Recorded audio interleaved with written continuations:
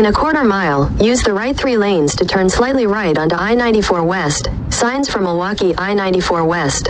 A nice little weekend trip, or so I thought. First pickup in Milwaukee. I was using a trailer that I hadn't used before, and I had to make a few adjustments and spent about $100 making sure everything was right. Second stop was in Minnesota, around Minneapolis, and I paid for the customer's purchase with cash. He sent me the money via direct transfer to my bank account with Zelle. There was a little bit of drama around the pickup because the person who was selling the 2 fryers thought it was a scam, but it was not a scam. I had the cash for him, and once he finally came by to meet me, everything went fairly well, or so I thought. I got the first fryer into the truck, backed up to the trailer, and this really seemed like it was going to be the easy part, just getting the next fryer onto the pallet and sliding that up into the trailer. I guess the reason it seemed like it would be easy was simply because the trailer is lower to the ground and it wouldn't have to be lifted quite as far. With a little help from the seller, the fryer went onto the trailer without too much issue, but it was getting much later than I expected, and instead of making 6 hours towards home as I had expected to do on Saturday, I began to feel very tired shortly after starting the drive. So it's about 10 degrees, northern Wisconsin, and I guess this is kind of a test for the Alaska trip, which could potentially be even colder. I am so tired. I definitely need to sleep. I will not leave the truck running overnight for multiple reasons. One, I don't want to die of exhaust poisoning, although I don't think that would happen. Not a risk I'm willing to take. I think it's bad for the truck. It's bad for the environment. There's just no reason to leave the truck running.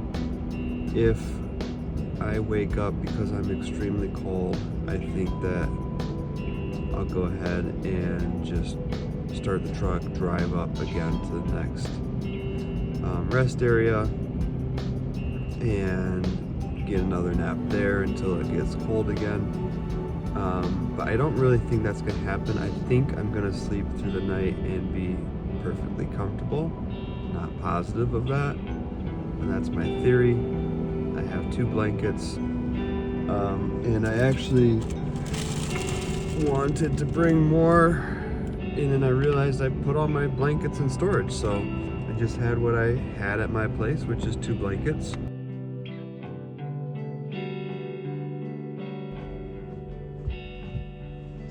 Okay, the blanket also got wet, which I think is because I set this tub of straps outside on the snow. I guess I didn't really notice that I had done that, but that must be what happened because it got the blankets a little bit wet, but it shouldn't be a big deal. I am so tired. I just turned off the phone, the camera, when what I meant to do was turn off the light.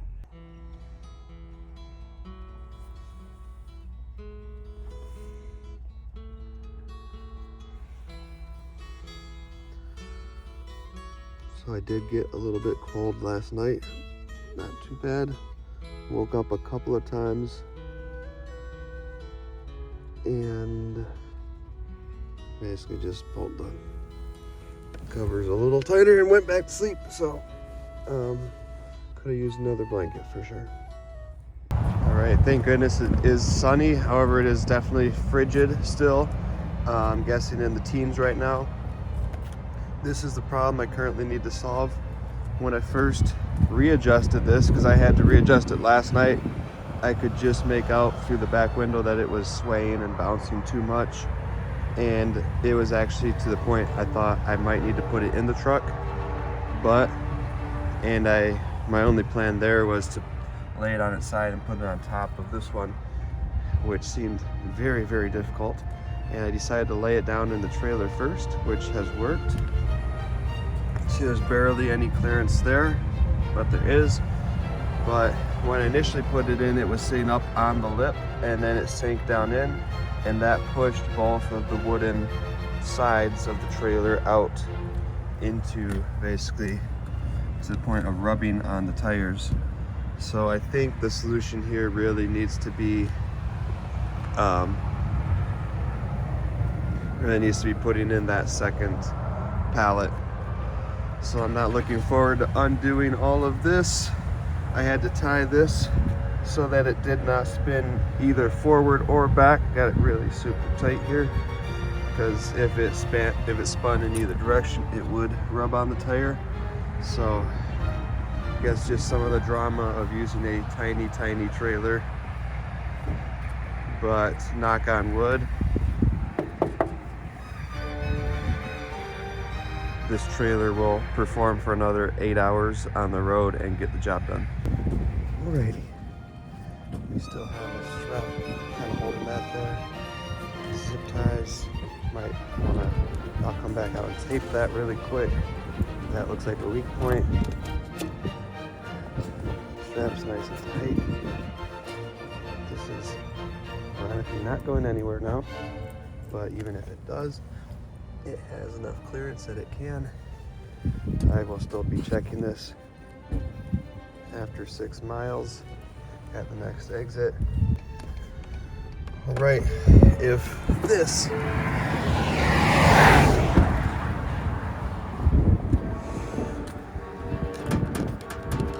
tightened, that's good. Probably crank it once.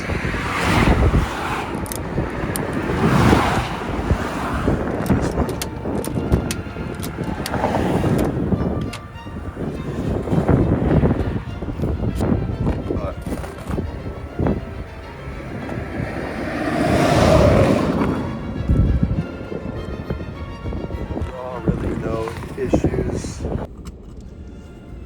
One more check. If everything is all good, I won't make stops specifically to check more.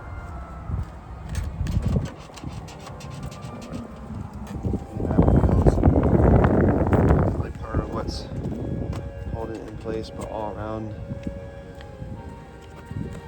everything's pretty good as well. This could be tightened a couple more, but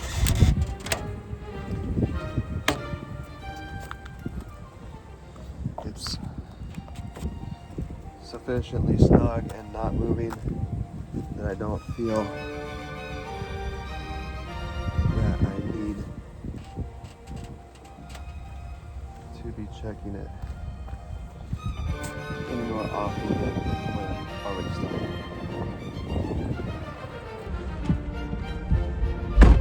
I decided to do one additional stop earlier than I might otherwise have stopped, so it's been about 1 hour, just less than an hour since I last looked at the load, and I'm happy to say there's no real movement, no issues, and now I really feel comfortable not stopping outside of my normal stops. I've been driving like half an hour, maybe an hour since the last stop, and I'm just so tired. So I'm hoping that, I didn't get the greatest quality sleep last night because I was cold. I'm hoping that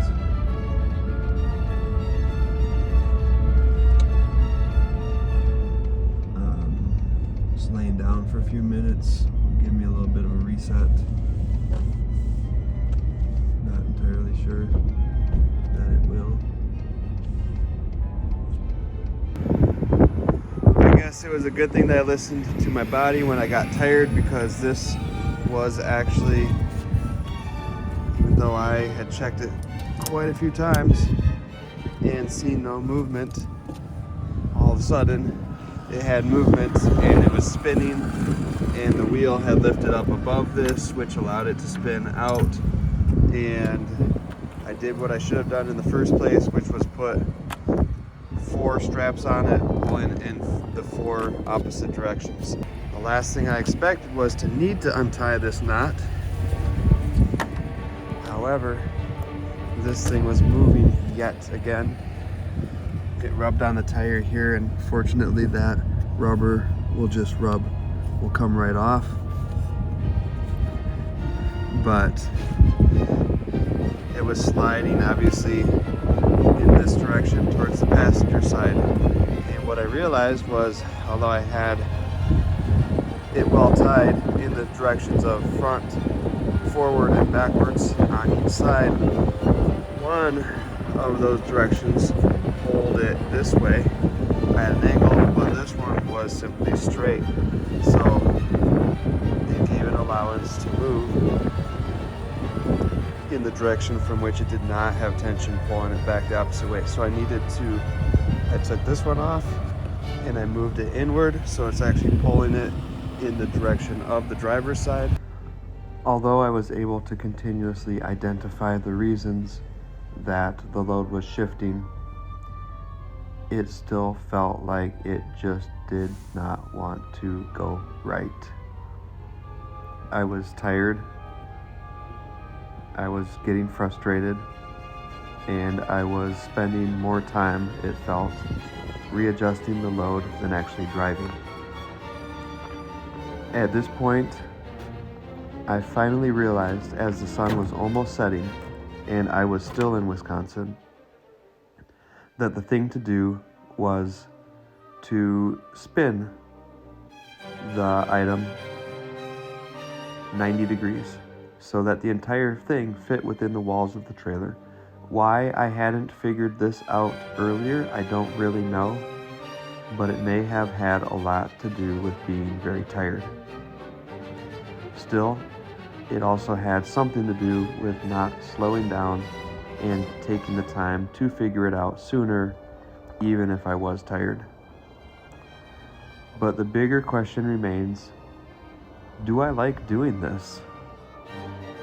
It's been a long time since I've allowed myself to really consider that question. It's not whether I like doing it or not, it's just what I'm doing.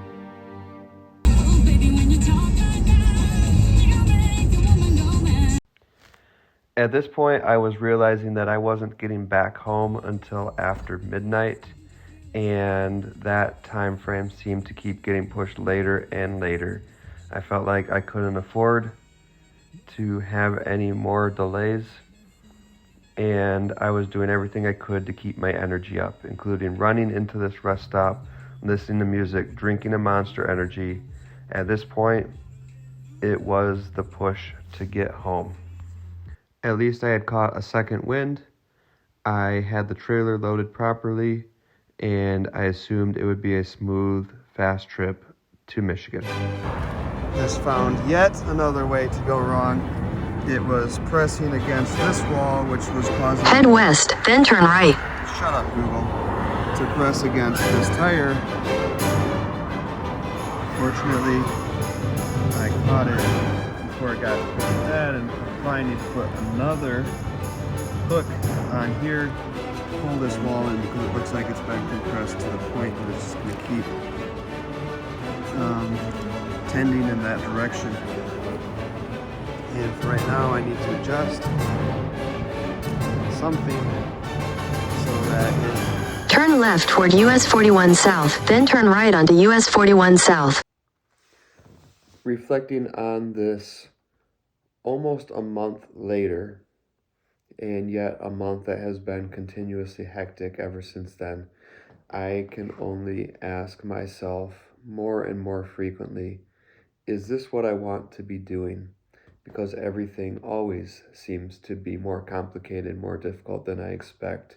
And although it's easy to think, well, this is great, I'm making $1,000 in a weekend, there is always something that needs to be spent on the trailer, on the truck, or some other business-related expense that catches me off guard, and I don't really have any excuse for that anymore. It shouldn't be catching me off guard. I shouldn't be surprised anymore when things cost more than I expect, and I drop more money along the way getting things ready and etc. than I expect. This was a relatively simple shipment, and it looked really good for a minute when I was like, I'm making $1 a mile from the time I leave my house to the time I get back. But with the complications and expenses along the way, it just didn't look quite as appealing. And when I realized that I'm not putting any money into an account for me to enjoy, it also doesn't look quite that good. But I want to give this experiment its due time to succeed or fail. And I don't know if I'm doing the greatest job with that, because I set out with this business to make sure a couple things stayed different than they had been in the past when I operated an LLC doing similar work. And I started off very strong with that, and it looked very good for a minute. And I started falling back into just allowing everything to blend together, not keeping finances distinct between my personal and business life, and just generally not creating boundaries for myself and for my business to make sure that I felt good about the way it's going. So I'm not sure exactly how to fix that, and I want to wrap up this video. Those 2 days became 2 very, very long days, and they weren't quite as profitable as I expected. Having said that, I do like the problem solving aspect of it, and I want to see this business reach a place where it's all worth it. And I am having a hard time distinguishing whether that's just because I've been invested in it for so long. There's this saying that my sister, who gifted me that trailer, we had gone in on that trailer together a long time ago for a different project, and she gifted that trailer to me, or anyways, gifted her half to me recently. She also gifted me this wonderful saying, which is, don't keep making a mistake just because of how long you have made it already. Something like that. Don't feel so invested in a mistake just because of the amount of time you've spent making it. And sometimes I ask myself, was this whole business a mistake? Something that I got into for no good reason, just because I saw this little opportunistic thing that I could do with an old van years ago in Florida. Because I wanted to fill the time with something, and I wasn't filling it with what I really wanted to be doing in life. So maybe let's just grab at this. And just being really honest here, it's been long enough that it feels like it's just what I'm doing. It's just what my life consists of. And so, it can get better or it can get worse, but it's not really going to change from this. It's just going to be this going well or this going poorly. And I think that's something worth questioning. Just because I've been doing something for a long time, does that mean it needs to always be part of my life? Maybe it's an addiction. Maybe it's something I need to go cold turkey on. And at the same time, I don't always, it's not as inherently unhealthy as smoking cigarettes. And there may be a good way to do it. And sometimes always going back and forth about whether or not you're committed to something can just prevent you from making progress. And so I don't want to get stuck in this questioning and going back and forth for too long. It's either all in or all out. And maybe that's not a good mindset, but those are just my thoughts. This is a video diary after all. And so I cut out a whole bunch of footage because there was a lot more footage of me strapping, restrapping, and being frustrated with that load. But at the end of the day, here's my thoughts. I'm going to close out this video. Thank you for watching.